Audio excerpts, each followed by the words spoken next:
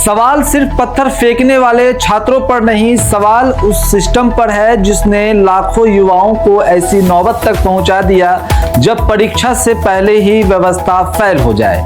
आखिर जिम्मेदार कौन, उपद्रवी छात्र या नाकाम सिस्टम? क्या बिहार में हर बड़ी परीक्षा अब कानून व्यवस्था का संकट बनकर ही आयोजित होगी?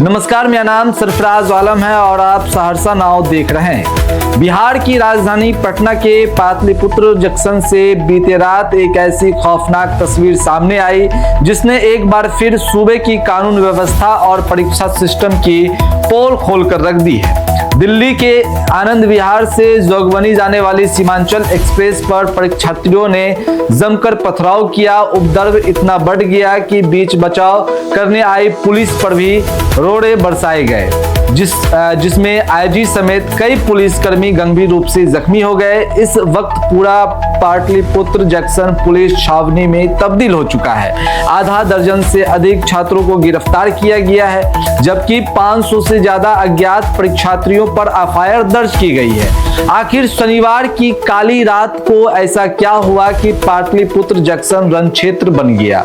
दरअसल सीमांचल एक्सप्रेस रात 11 बजे जंक्शन पहुंची। इस ट्रेन से हजारों परीक्षार्थियों को सुबह परीक्षा देने पूर्णिया, अररिया और किशनगंज पहुंचना था, लेकिन दानापुर में ही कुछ छात्रों ने ट्रेन में चढ़कर अंदर से दरवाजे लॉक कर लिए।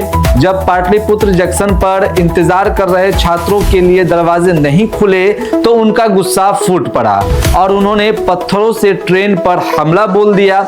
रेलवे ने आनन फानन में रात 1 बजे एक स्पेशल ट्रेन का ऐलान किया जो सुबह 3:30 बजे आई, लेकिन इस भारी बवाल के चक्कर में ना तो सीमांचल एक्सप्रेस आगे बढ़ पाई और ना ही स्पेशल ट्रेन। नतीजा सुबह के 6 बज गए और परीक्षा देने जा रहे हजारों छात्रों की परीक्षा हमेशा के लिए छूट गया। दर्शकों, पहली नजर में परीक्षार्थियों का यह हिंसक रवैया पूरी तरह गलत और निंदनीय लगता है, जिसकी जितनी आलोचना की जाए कम है। कानून हाथ में लेने का हक किसी को नहीं है, लेकिन इस सिक्के का दूसरा पहलू भी है। इस हिंसा की आग को सुलगने देने के लिए सरकार की लचर और संवेदनहीन व्यवस्था भी उतनी ही जिम्मेदार है।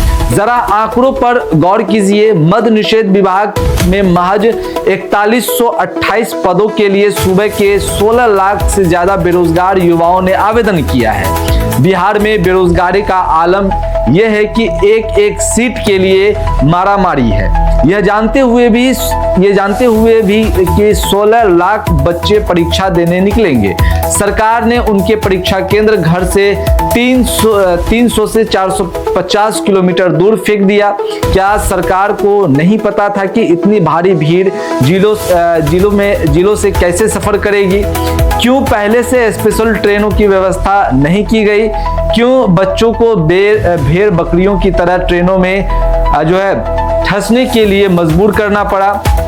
इस पूरे मामले के बाद जो पूरी घटनाक्रम हुई है, उसके बाद हाजीपुर जोन के जो सीपीआरओ सरस्वती चंद्र है वो क्या कुछ कहते हैं, पहले आप उनकी बातों को सुनिए। विगत रात में जो संडे को बिहार एक्साइज कांस्टेबल भर्ती परीक्षा है, इसको लेकर बिहार के 38 जिले में सेंटर्स बनाए गए हैं और छात्र अलग अलग अपने सेंटर्स पर जा रहे थे। इसी क्रम में रात में पाटलिपुत्र स्टेशन में 12488 सीमांचल एक्सप्रेस में छात्र चढ़ने की कोशिश कर रहे थे। काफी भीड़ थी, छात्र उसमें चढ़ भी गए थे, लेकिन उनमें से कुछ उपद्रवी तत्वों ने वहां पर कुछ हंगामा करने की कोशिश की। इसके लिए हम लोगों को बल प्रयोग करना पड़ा हल्का और इसके बाद स्थिति नियंत्रित हो गई।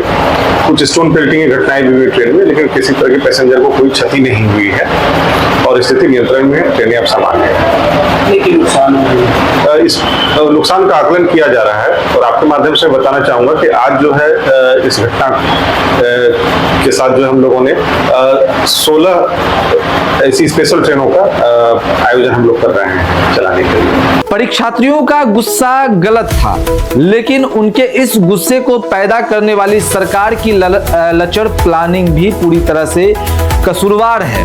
क्या बिहार में हर परीक्षा का यही हश्र होगा? क्या बिना पुख्ता इंतजाम के परीक्षा कराना जायज है? इस पूरी घटना पर आपकी क्या राय है? क्या छात्रों के साथ लापरवाह अधिकारियों पर भी कार्रवाई होनी चाहिए? हमें कमेंट करके जरूर बताएं। अगर आपने हमारे YouTube चैनल को अब तक सब्सक्राइब नहीं किया है तो जल्द सब्सक्राइब कर ले। फेसबुक पेज के माध्यम से देख रहे हैं तो फेसबुक पेज को भी लाइक करें, शेयर करें। धन्यवाद।